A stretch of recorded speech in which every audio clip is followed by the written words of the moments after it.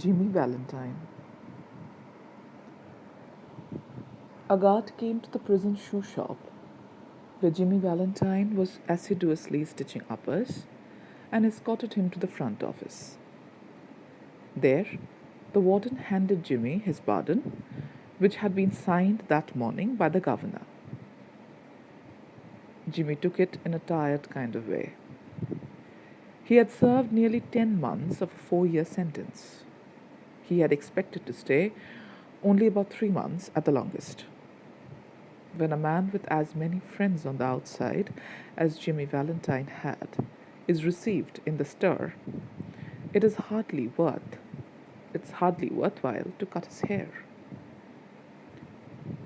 "Now, Valentine," said the warden, "you'll go out in the morning, brace up, and make a man of yourself.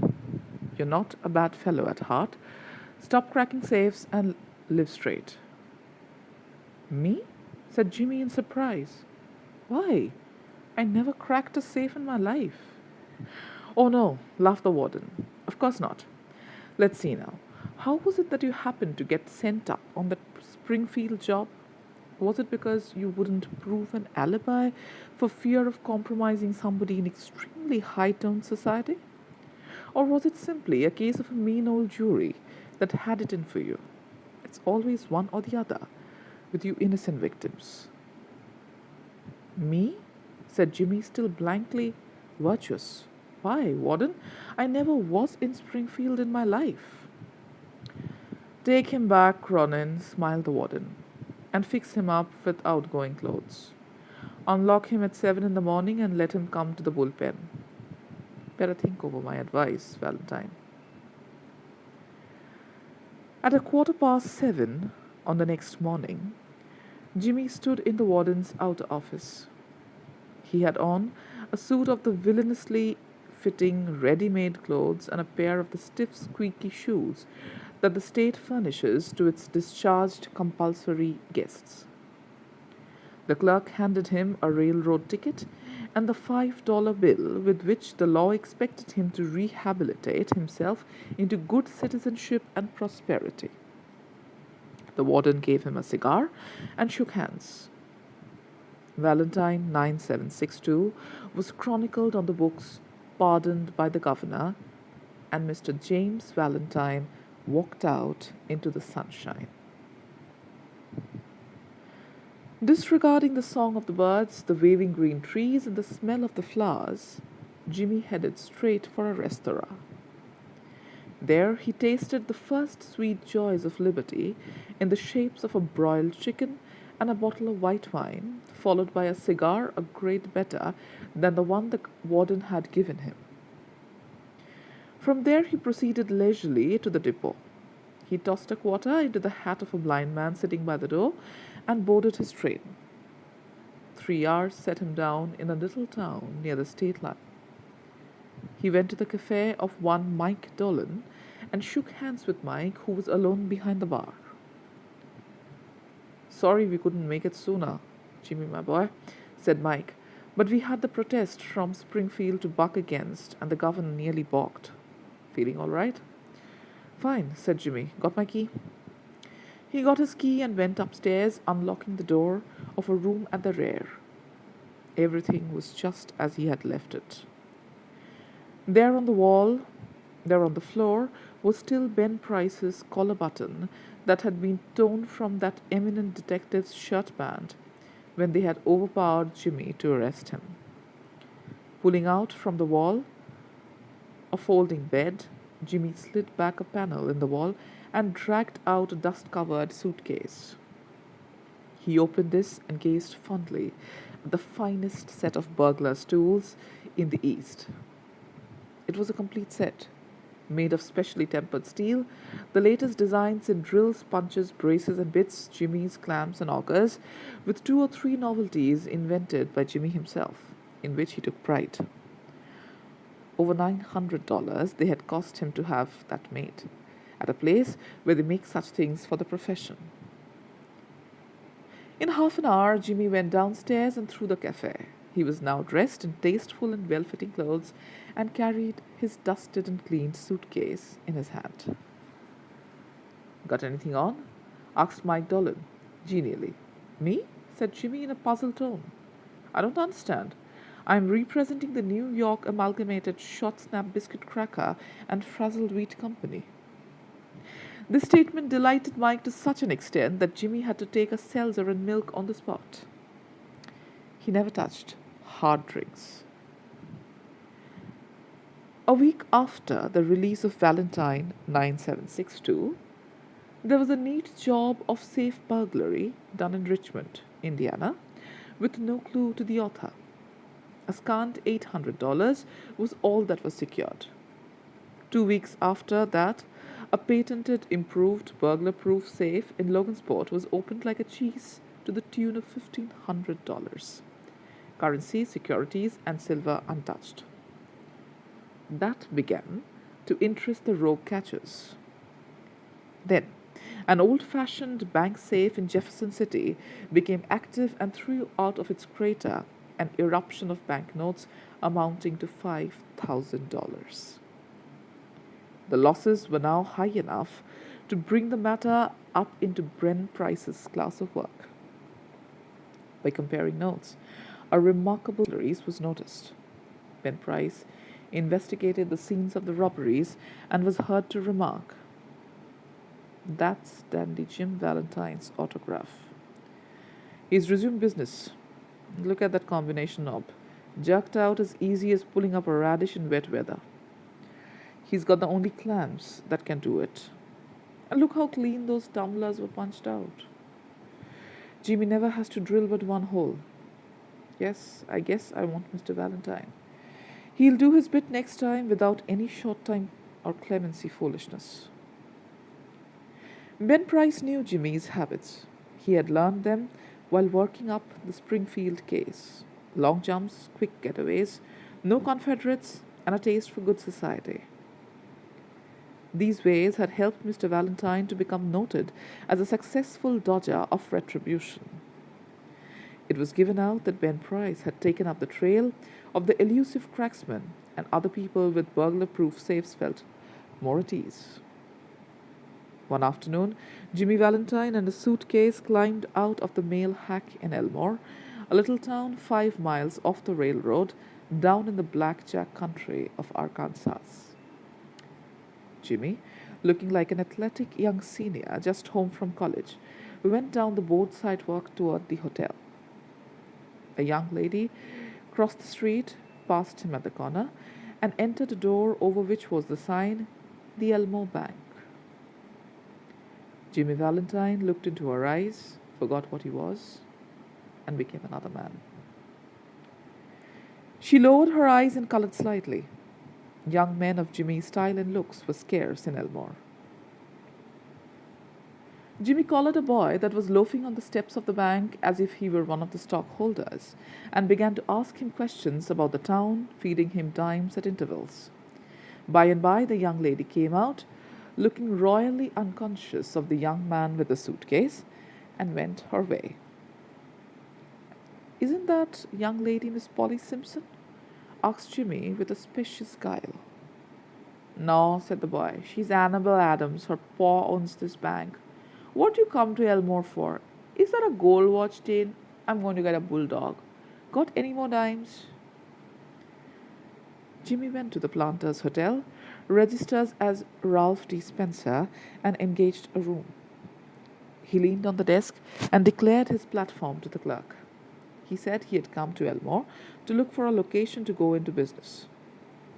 How was the shoe business now in the town? He had thought of the shoe business. Was there an opening?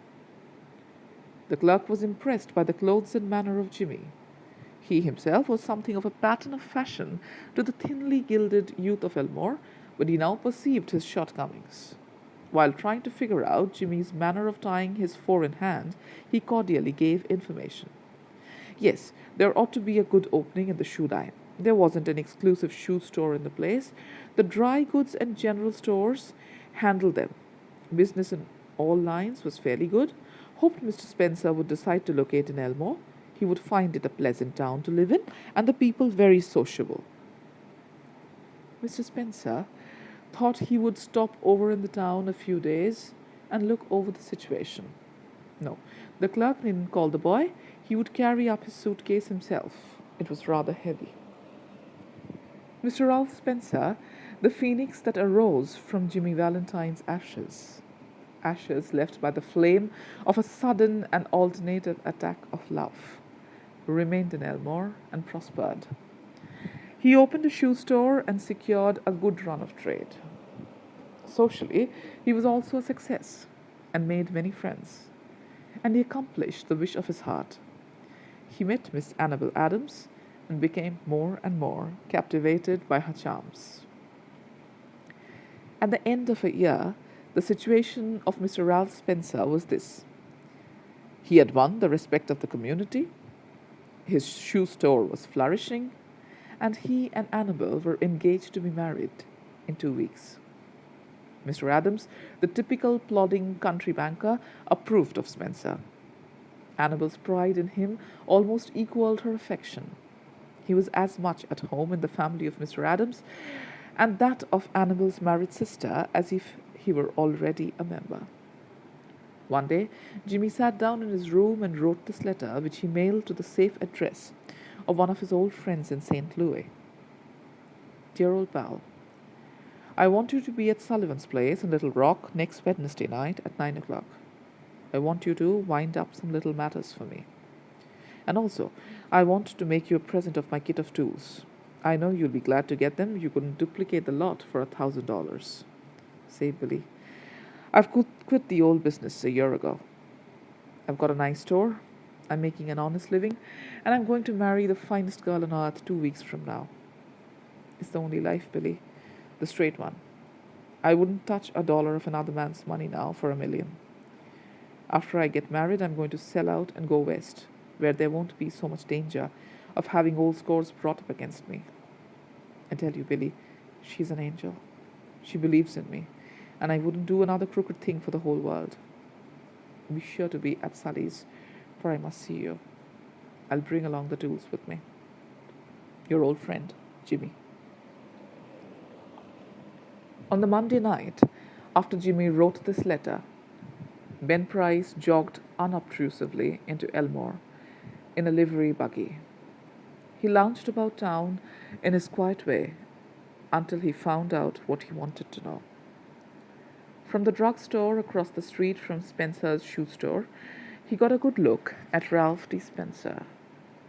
Going to marry the banker's daughter, are you, Jimmy? Said Ben to himself softly.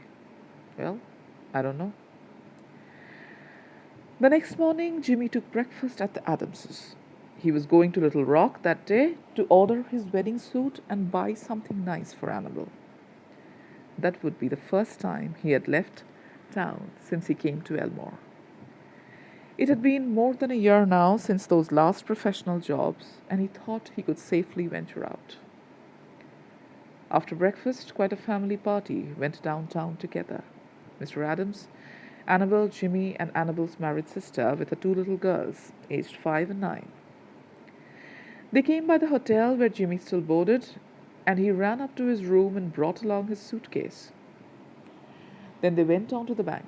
There stood Jimmy's horse and buggy and Dolph Gibson, who was going to drive him over to the railroad station.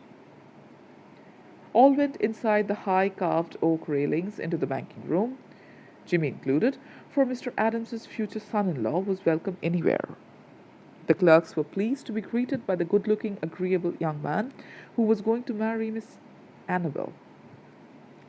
Jimmy set his suitcase down. Annabel, whose heart was bubbling with happiness and lively youth, put on Jimmy's hat and picked up the suitcase. "Wouldn't I make a nice drummer?" said Annabel. "My, Ralph, how heavy it is. Feels like it was full of gold bricks." "A lot of nickel-plated shoehorns in there," said Jimmy coolly, "that I'm going to return. Thought I'd save express charges by taking them up. I'm getting awfully economical." The Elmore Bank had just put in a new safe and vault. Mr. Adams was very proud of it and insisted on an inspection by everyone. The vault was a small one, but it had a new patented door. It fastened with 3 solid steel bolts, thrown simultaneously with a single handle, and had a time lock. Mr. Adams beamingly explained its working to Mr. Spencer, who showed a courteous but not too intelligent interest. The 2 children, May and Agatha, were delighted by the shining metal and funny clock and knobs. While they were thus engaged, Ben Price sauntered in and leaned on his elbow, looking casually inside between the railings. He told the teller that he didn't want anything, he was just waiting for a man he knew. Suddenly, there was a scream or two from the women and a commotion. Unperceived by the elders, May, the 9-year-old girl, in a spirit of play, had shut Agatha in the vault.